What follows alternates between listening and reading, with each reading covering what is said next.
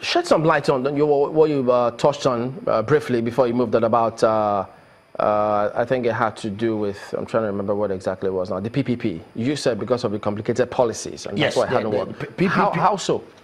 Well, naturally, there are a lot of government intricacies around the policy about the contractual values and things you have to sign off, and making sure that, because some of the PPPs may not last within the lifetime of a particular government, and the risk is involved is that sometimes another government comes in and they cancel whatever the agreements were with the private company that you've agreed on, and in that way it gets to a situation where people are no more trusting the government, and there are a lot of things that are involved. So for me, that process, while it works, is not as simple as it sounds. But the one that I'm talking about, which I have been working on all these years, which is the BOT type, it's still a sort of private involvement with government to get things done. Yeah. But what you're doing is you're sharing the risk with those private companies, and then you are flooding the management of those activities to that private sector. And the private sectors that are involved in these things are people that are experts in those areas, and they know how to do them and do them right, and you get value for money. Government have no business in doing business, if you ask me. But, but they should be creating an enabling environment. What must we do as a people and, of course, as a government to ensure that we're able to service this loan? That's what I've just said. If you ask me, I would rather tell you that the government should put more money in technology. If you look at the kind of investments technology has brought into this country in the last 10 years, it's done better than all the money the country has spent in order, even in the so-called power. Now look at MTN. You can see what they're doing. MTN spends about 5.5, if I'm not mistaken, about 5.5 million per month on diesel alone. Everywhere a telecom company puts a mast, it's money to be made. Look at online shopping that is becoming a way of life gradually in Nigeria. All those things are bringing in money into the country. You must put your money into investments that must bring returns. So is it wrong that they want to use it to, as part of money's funds to revitalize the power sector, for instance, building the power plants, looking at the runway in Murtala Mohammed, is it Nnamdi Azikiwe International Airport? Yeah. If they put these monies in those places, what will be the repercussions? It's not going to be a problem. The truth is that, yes, we must get those power plants. We need energy. Energy has a lot of effect on how the economy grows. All I'm saying is the approach to getting those things done. Borrowing to get it done without doing your due diligence, making sure you're not throwing money into the black holes. I just mentioned to you that I gave this country the opportunity when I was still in IBM to do a BOT type thing on identification of the country.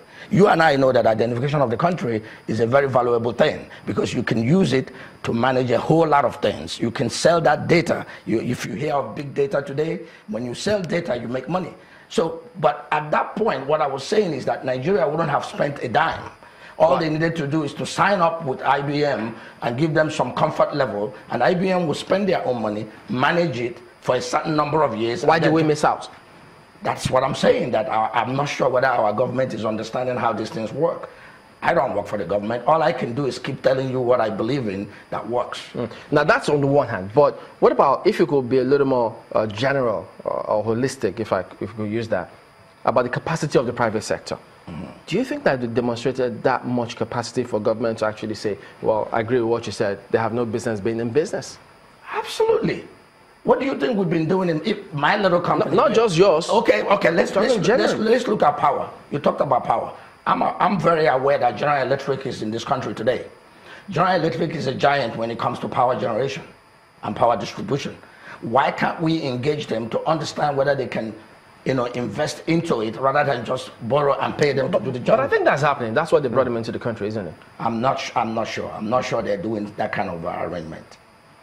So if we're going to go the way of borrowing, and we have this definitive steps that the government wants to take, perhaps they will have to rethink and then maybe tweak it a little and see that we're able to put these monies into ventures that brings out that kind of return that will service the loans on the one hand.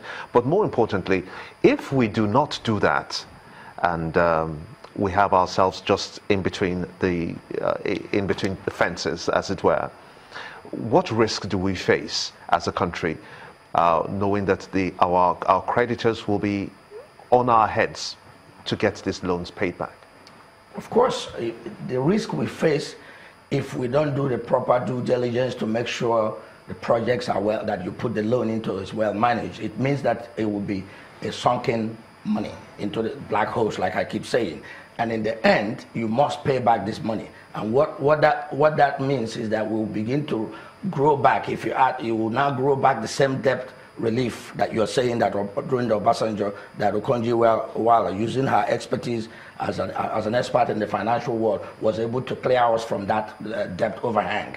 It means we are going back to that again. So tell me, how does that make sense? Tell us about this. I mean, what should we be doing? Because you mentioned about the future of oil, what countries are doing to get themselves ready, and you're not exactly sure if we're preparing ourselves. How should we be approaching this in terms of preparing ourselves for the future? Well, the way we should do, I hear the government are constantly telling us that we are extending ourselves, moving away from just being a one revenue-based country, which is oil, because that's reality is that oil is becoming much more volatile. Most advanced countries are looking at other ways of sustaining their cars, the engines, and all that, which means that the demand will go down. And if the demand goes down, which means the price of oil will also go down. Now, but what I've been saying is that naturally, if we're going to move away from oil-based sector, we ought to look at the processes we have in place, which is what I've been preaching, not just because it's my background, it's just what makes sense. You must begin to understand, does the government invest properly in technologies to manage all these processes well? Even the things we're trying to do in agriculture today, we're doing a whole lot of things, but have we looked at all the value chain that goes with that agricultural growth that we are busy talking about, so that the revenue would come? I've told you that about technology. It's as clear as it can be that technology grows the economy. It creates an environment where you create jobs, you will engage the youths, you get everybody involved, crime will go down, investors, the ripple effect is... So what kind of specific investments should we be considering? Specific investments would be, like I said, now, government is what we're discussing about, how they manage the infrastructure they're talking about. They have not, for me, we've not invested. I've told you about identification system.